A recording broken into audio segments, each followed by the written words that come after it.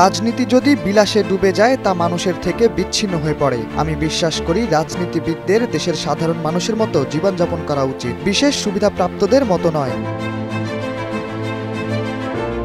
এমন ভাবনার মানুষটির নাম হোসে পেপে মুজিকা, যিনি এমন কথা 2022 সালে বলেছিলেন কাতার ভিত্তিক সংবাদ মাধ্যম আল জাজিরাকে। বিশ্বজুড়ে বামপন্থীদের কাছে এক কিংবদন্তি ও গেরিলা যোদ্ধা হিসেবে পরিচিত ছিলেন উরুগুয়ের এই সাবেক প্রেসিডেন্ট। তিনি খ্যাতি পেয়েছিলেন বিশ্বের সবচেয়ে দরিদ্র প্রেসিডেন্ট হিসেবেও। সেই হোসে পেপে মুজিকা আর নেই। এই রাজনীতিবিদের মৃত্যুর কারণ জানা না গেলেও তিনি খাদ্যনালীর ক্যান্সারে ভুগছিলেন বলে জানিয়েছে ব্রিটিশ সংবাদ মাধ্যম বিবিসি। সংবাদ মাধ্যমটি বলছে মৃত্যুকালে তার বয়স ছিল 89 বছর। প্রেসিডেন্ট হিসেবে খুব সাধারণ জীবনযাপন করতেন মুজিকা।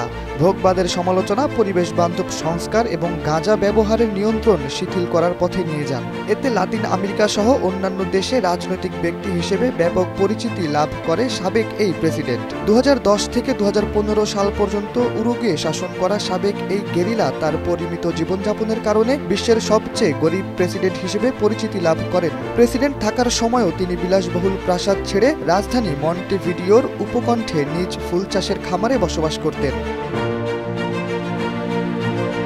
বিবিসির প্রতিবেদনে বলা হয়েছে 1960-এর দশকে Mujica Tupamaros national liberation movement MLNT প্রতিষ্ঠায় সহায়তা করেন। এটি একটি বামপন্থী শহরে গেরিলা গ্রুপ ছিল, যারা হামলা, অপহরণ ও মৃত্যুদণ্ড কার্যকর করত, যদিও তিনি সবসময় বলতেন কখনো কোনো হত্যা করেননি।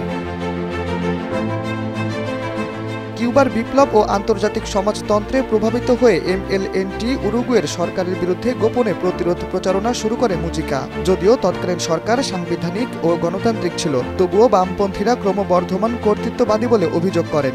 এ সময় মুজিকাকে 4 বার আটক করা হয়। এর মধ্যে একবার 1970 সালে তাকে 6 বার গুলি করা হয় এবং সেবার মৃত্যুর খুব কাছ থেকেও বেঁচে ফেরেন মুজিকা। এছাড়াও মুজিকা 2 বার কারাগার থেকে পালান। একবার 105 MLNT বন্দীদের সঙ্গে একটি টানেলের মধ্যে দিয়ে পালান। এই ঘটনাটি ছিল উরুগুয়ের কারাগারের ইতিহাসে সবচেয়ে বড় পালানোর ঘটনা। 1973 সালে উরুগুয়ের সামরিক বাহিনী অভ্যুত্থান ঘটালে তাকে 9 জন জিম্মির একটি দলে রাখা হয়। 1970 ও 1980 দশকে তিনি 14 বছরের বেশি কারাগারে ছিলেন মুজিকা। এ সময় তিনি নির্যাতনের শিকার হন। সেই সময়ের বেশিরভাগ সময় তিনি একা ছিলেন। 1985 উরুগুয়ে আবার গণতন্ত্রে ফিরলে তিনি মুক্তি পান।